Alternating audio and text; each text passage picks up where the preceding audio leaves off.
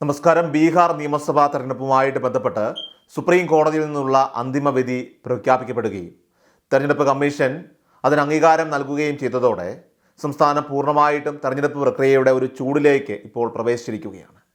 ഈ ഒരു നിർണായക ഘട്ടത്തിൽ കോൺഗ്രസ് പാർട്ടിയെ സംബന്ധിച്ച് കോൺഗ്രസിന് ഇപ്പോൾ ലഭിച്ചിട്ടുള്ളത് ആകെ 61 സീറ്റുകളിൽ 52 സീറ്റുകളാണ്. ഇത് സംസ്ഥാന രാഷ്ട്രീയത്തിൽ പാർട്ടിക്ക് ലഭിച്ച ഒരു പ്രധാന മുന്നേറ്റമായാണ് വിലയിരുത്തപ്പെടുന്നത്.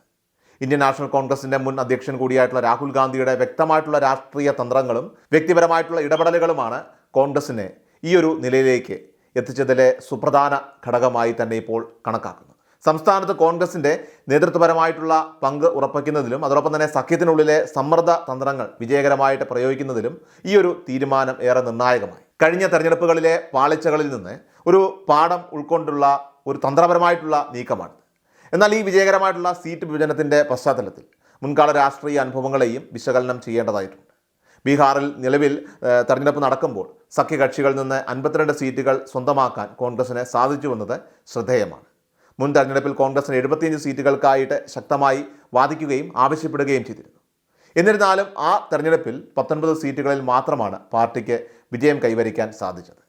ഈ ഒരു ദയനീയ പ്രകടനം അത് സംസ്ഥാനത്ത് കോൺഗ്രസിൻ്റെ സ്വാധീനം കുറയ്ക്കുന്നതിനും സഖ്യത്തിനുള്ളിലെ വിലപേശൽ ശേഷിയെ ദുർബലപ്പെടുത്തുന്നതിനും കാരണമായിരുന്നു. എന്നാൽ ഇതിനുശേഷം നിതീഷ് കുമാർ ലോക്സഭാ തെരഞ്ഞെടുപ്പിൻ്റെ മുന്നോടിയായിട്ട് BJPയിലേക്ക് ചേരുകയും തുടർന്ന് ദേശീയ ജനാധിപത്യ സഖ്യത്തിൻ്റെ മുഖ്യമന്ത്രിയായി അധികാരത്തിലെത്തുകയും ചെയ്ത രാഷ്ട്രീയ പ്രതിസന്ധികൾ അത് ബീഹാർ സാക്ഷ്യം വഹിച്ചതാണ്. ഇത്തരത്തിൽ വലിയ രാഷ്ട്രീയ ഉലച്ചിലുകൾക്ക് വേദിയായ മണ്ണാണ് ബീഹാർ എന്നത് പുതിയ തന്ത്രങ്ങൾ അവിടെ ആവിഷ്കരിക്കാൻ കോൺഗ്രസിനെ പ്രേരിപ്പിച്ചു. ഈ തെരഞ്ഞെടുപ്പിന് മുന്നോടിയായിട്ട് ഇന്ത്യ മുന്നണി അതിശക്തമായ രാഷ്ട്രീയ നീക്കങ്ങളാണ് നടത്തിയത്. തെരഞ്ഞെടുപ്പ് കമ്മീഷനെതിരെ ചില ശക്തമായ വിമർശനങ്ങൾ ഉന്നയിക്കപ്പെടുകയും അതിന് പിന്നാലെ വോട്ട് ചോരി യാത്ര പോലെയുള്ള ജനകീയ പ്രക്ഷോഭ പരിപാടികൾ രാജ്യത്ത് സംഘടിപ്പിക്കുകയും ചെയ്തതിലൂടെ ഇന്ത്യ മുന്നണിക്ക് ബീഹാറിലെ പൊതുജന പിന്തുണ അവിടെ വർദ്ധിപ്പിക്കാൻ സാധിച്ചു.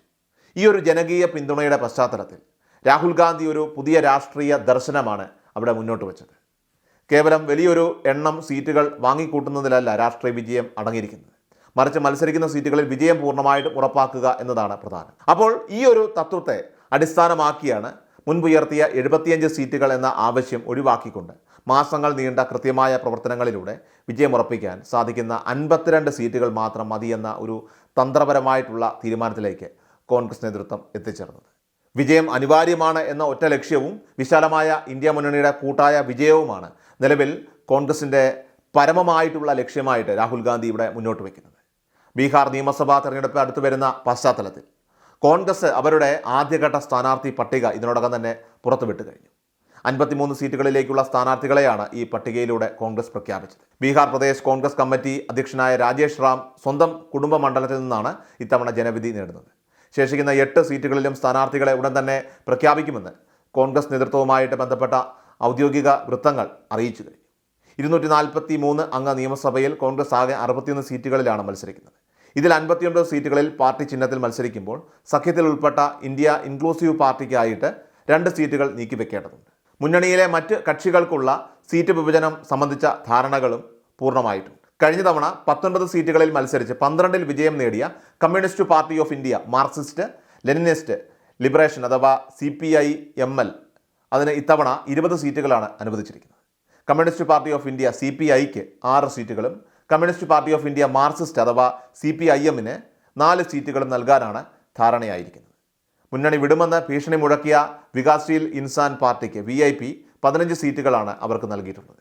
ശേഷിക്കുന്ന 137 സീറ്റുകളിൽ രാഷ്ട്രീയ ജനതാദൾ RJD സ്വന്തമായിട്ട് തീരുമാനമെടുക്കുകയും ഘടകകക്ഷികൾക്ക് RJD തങ്ങളുടെ കോട്ടയിൽ നിന്ന് സീറ്റുകൾ വിട്ടു നൽകുകയും ചെയ്യും. ഈ സാഹചര്യത്തിൽ കോൺഗ്രസ് നിലവിൽ സ്വീകരിച്ചിട്ടുള്ള തന്ത്രപരമായിട്ടുള്ള നിലപാട് തികച്ചും ലക്ഷ്യബോധമുള്ളതും വിജയം മാത്രം ലക്ഷ്യമിട്ടുള്ളതാണെന്ന് രാഷ്ട്രീയ നിരീക്ഷകർ പോലും ഇപ്പോൾ വിലയിരുത്തുന്നു.